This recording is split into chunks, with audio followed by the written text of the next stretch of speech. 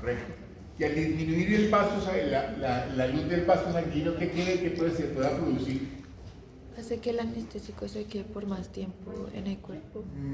Sí, pero si no tenemos anestésico, sino otra cosa.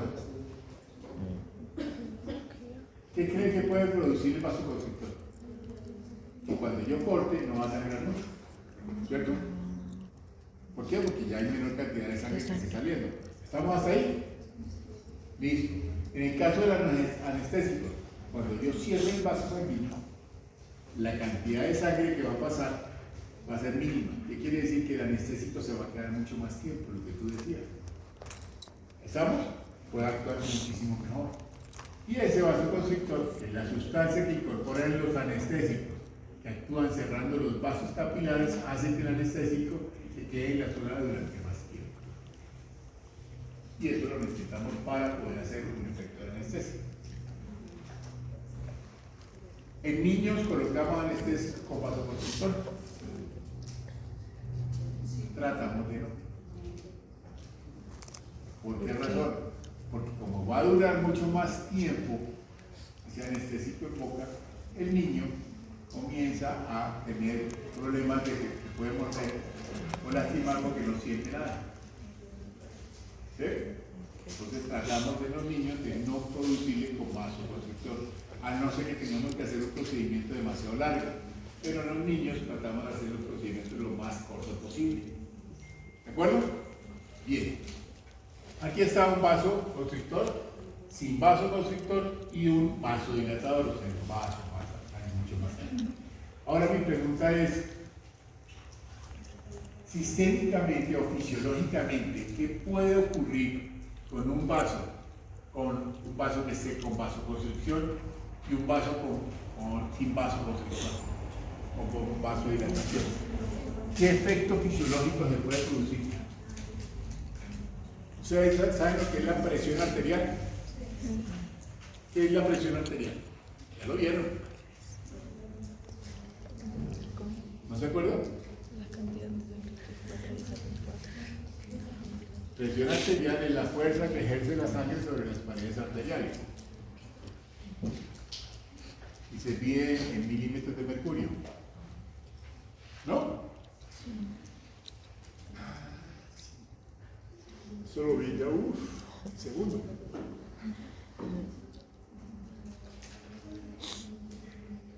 ¿Y qué sucede si yo llego y cierro ese vaso sanguíneo? ¿Qué se va a producir ahí? No, menor presión arterial. No. Dime. ¿Más presión? Mayor presión. ¿Ustedes han utilizado una manguera? Sí. ¿La manguera normal, sin nada así? Al chorro. Pero ustedes tratan de cerrarle un poquitico el agujero a la manguera. ¿Qué va a suceder? Sale más lejos, ¿sí o no? Sale con mayor presión. ¿Qué es lo que sucede aquí? Aumenta la presión. Por lo tanto, el gasto cardíaco se va a disminuir. Ya no voy a necesitar tanto que el corazón comience a palpitar demasiado rápido. ¿Por qué? Porque pues hay un aumento de presión. Pero si yo tengo una vasodilatación, ya entonces la sangre va a fluir demasiado rápido. ¿Entendido? Entonces, ¿qué sucede? Si yo coloco aquí el anestésico, me va a durar más tiempo. Si yo lo coloco aquí, me va a durar muchísimo menos tiempo porque se va a metabolizar más rápido. Y estos metabolismos, estos vasoconstrictores, podemos tener de tipo adrenérgicos y no adrenérgicos. Adrenérgico, adrenalina, noradrenalina, los no adrenérgicos, las fenilpresinas. ¿Bien? ¿Qué causa eso? Adrenalina, ¿sí o no? ¿Cuántos se han tirado así? ¿Yo? No sería capaz. Me da miedo andar por el puente porque tengo miedo a las alturas. Yo también. ¿Ah?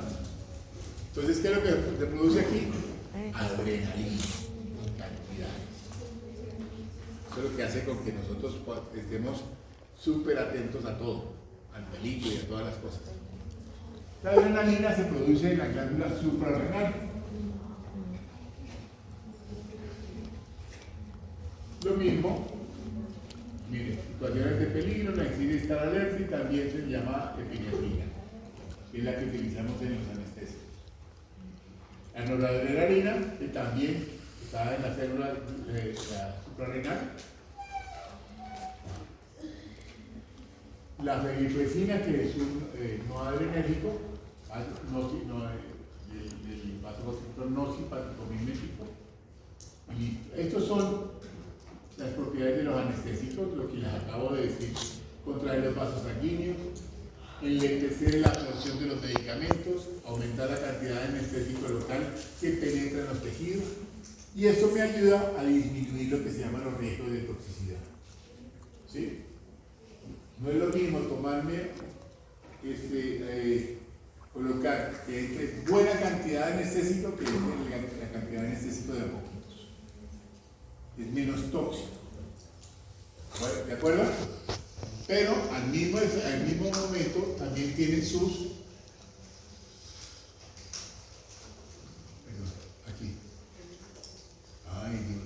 contraindicaciones. En pacientes que tienen, por ejemplo, angina inestable, infarto reciente del miocardio,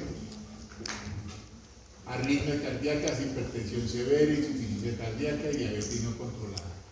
Fíjense que todos los pacientes no controlados no les coloquen, es más, ni los miren. Los pacientes que llegan con hipertensión y se tomó la presión arterial, que se tomó los medicamentos para la presión arterial, no, señor, hoy no me la tomé, a veces me la tomo, a veces no. La secuencia del año que vaya muy bien. No lo atiendan, a no ser que ya tengan una orden del médico que puede hacerse procedimiento. Orden del médico. Si no tiene orden del médico, no lo atienden. Se les muere el paciente y después entonces comienzan a llorar porque lo atendieron. ¿Sí? Bien. Pero miren esto. ¿Cuál es la secuencia de la acción de los anestésicos? Cuando yo coloco un anestésico, ¿qué es lo que primero sucede? Primero, pues obviamente la inyección del anestésico local. ¿Sí? Después viene la difusión de la membrana, comienza el anestésico a llegar a la membrana. Viene el equilibrio ya de formas, de la parte ionizadas y no ionizadas de la membrana. La fijación del anestésico a la membrana del axón o del nervio. El bloqueo, ¿se acuerdan de lo que hablábamos de la bomba vasodepotásica? Viene el bloqueo a esa zona. Viene la disminución, la despolarización. ¿Qué es la despolarización? El intercambio que existe entre lo positivo y lo negativo. Viene la inhibición de la progresión de la potencial de acción, que quiere decir que ya comienza a disminuirse lo que es el paso del impulso nervioso, y viene el bloqueo anestésico. Esos son los pasos que sigue cuando yo coloco la anestesia. Cuando ustedes se vayan a inyectar la próxima semana, lo que va a suceder es eso: coloco la inyección y comienza todo eso, el bloqueo anestésico. Posteriormente, ya cuando se comience a metabolizar ese anestésico, va hacia atrás. ¿De acuerdo? ¿Estamos hasta ahí? ¿Dudas? ¿Preguntas? Miren esto. Con vasoconstrictor. Miren el tiempo que hay. Es mucho más tiempo de trabajo. Sin vasoconstrictor, llego al punto donde está la anestesia, pero el tiempo de trabajo va a ser muchísimo mejor. ¿Bien? ¿Ustedes saben qué significa esto? Al 2%, al 4%, al 0,5%. Es la concentración de la anestesia. ¿Bien? ¿Cansados, aburridos? ¿Hartos? ¿Un poquito? ¿No? Ya les voy a explicar qué quiere decir ese 2%. Dosis máximas. ¿Cuánto le puedo colocar? ¿Cuántas cápsulas de anestesia le puedo colocar a un paciente? Es lo que yo necesito saber. Y para eso yo necesito cierto tipo de información. ¿De acuerdo? Primero esto, la concentración de los anestésicos. ¿Se acuerdan que les había dicho al 2%, al 3%? 3%, al 4%, al 5%, ¿sí?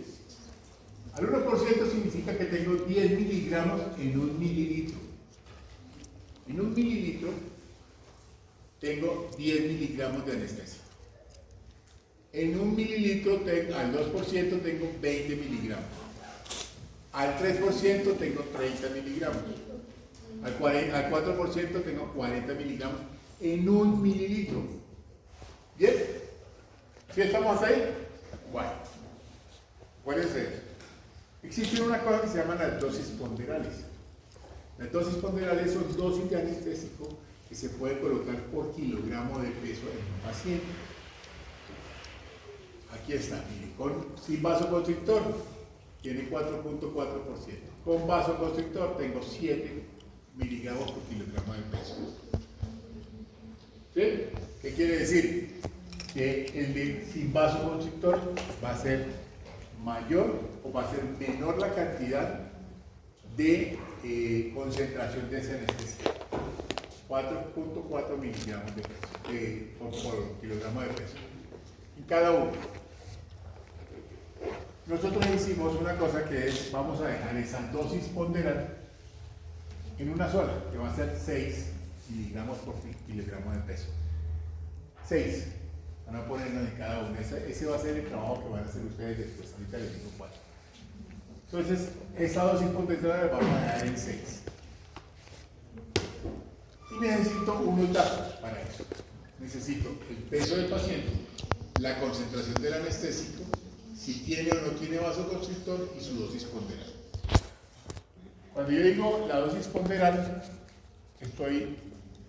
no me interesa si tiene o no tiene vasoconstrictor. ¿Sí me hago entender?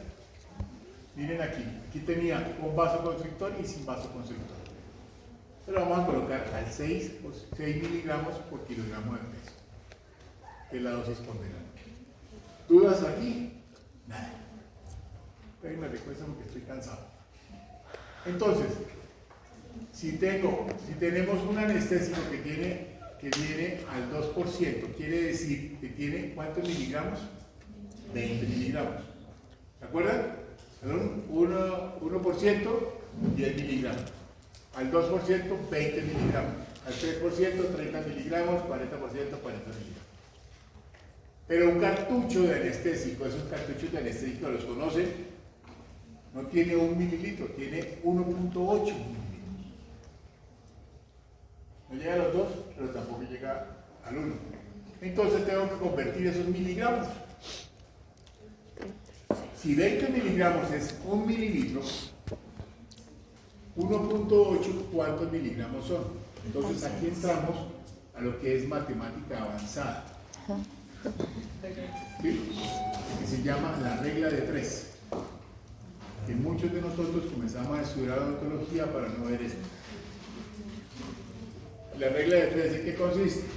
Si 20 miligramos en 1 mililitro y 1.8, ¿cuántos miligramos son? Multiplico 1.8 por 20 miligramos y lo divido entre 1. 36. ¿Me da? 36. 36 miligramos. Quiere decir que la cálcula de anestesia tiene 36 miligramos. Bueno, te cayó el hueco. ¿Sí? Bien. Ahora, un ejemplo. Tengo un paciente de 38 años de edad que pesa, aquí es 80, pero no es 80 sino 70, pero bueno.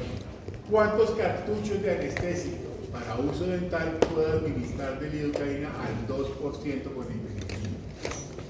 Ahí tenemos todos los datos, ¿no? Tenemos el peso del paciente, fíjense que aquí 80, aquí 70, ¿ven? 70 kilogramos. Bueno, concentración del anestésico, ya dijimos que era el 2% en 1 mililitro, pero como la cálcula de anestesia tiene 1.8, quiere decir que tenemos 36 miligramos. ¿Sí? ¿Están conmigo todos? Tiene vasoconstrictor y la dosis ponderal de la lidocaína con vasoconstrictor, en este caso dijimos que era 6 miligramos por kilogramo de peso. ¿Entendido? En este caso. Bien. ¿Qué hacemos? 6 miligramos por kilogramo de peso. ¿Y cuánto pesaba el paciente? 70. 70 miligramos, 70 kilogramos. Entonces multiplico 6 por 70, me da 420 miligramos. ¿Qué quiere decir estos 420 miligramos? Es la máxima dosis en miligramos que le puedo dar a un paciente de 70 kilos con epinefrina al 2%. Pero todavía me falta algo. Me falta es cuántos cartuchos de anestésico necesito. ¿Sí? Entonces volvemos a la matemática avanzada casi física. ¿Sí? Que es, si tengo 420 miligramos y sé que un cartucho al 2% tiene 36 miligramos. ¿Sí? Una cárpula o un cartucho tiene 36 miligramos y la dosis máxima que le puedo dar son 420 miligramos, entonces multiplico 420 por 1 y lo divido entre 36. ¿Eso me da? 11,6. 11 cartuchos. Eso es lo máximo que le puedo colocar al paciente. Bueno, me dijo, uy doctor, pero colocarle 11 cartuchos para que le coja la anestesia. No. Eso es lo máximo que le puedo colocar a un paciente. ¿Entendido? Si me paso de ahí, puedo matar al paciente o lo puedo intoxicar al paciente. ¿Dudas? ¿Entendido? Bien. Y esto lo mismo sucede con niños. Aquí tenemos nosotros al 2% sin epinefrina, al 2% con epinefrina, sin vasoconstrictor, con vasoconstrictor. ¿Sí? Aquí están las dosis máximas. 300 miligramos por kilogramo de peso, exactamente igual. Pero esto es en niños. Y hacemos la misma conversión que estábamos haciendo. Aquí la hacemos en 1 por 20.000, 1 por 50.000, 1 por 100.000, 1 por 200.000.